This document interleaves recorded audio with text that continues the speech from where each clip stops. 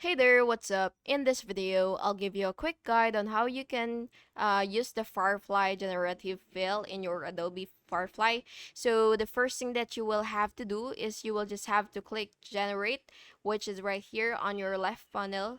And what you will have to do next is you will upload the image that you want to edit, or you could just use the prompt.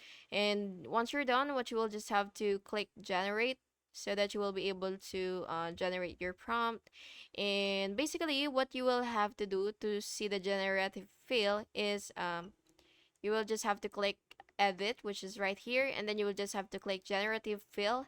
And now what you will have to do is you will just use the selection tool, so that you will be able to area to fill or replace. So yeah, that's basically how you can use it.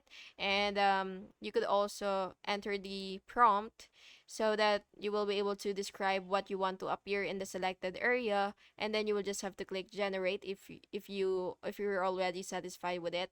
And yeah, that's basically just it, and review the results and make further adjustments if necessary.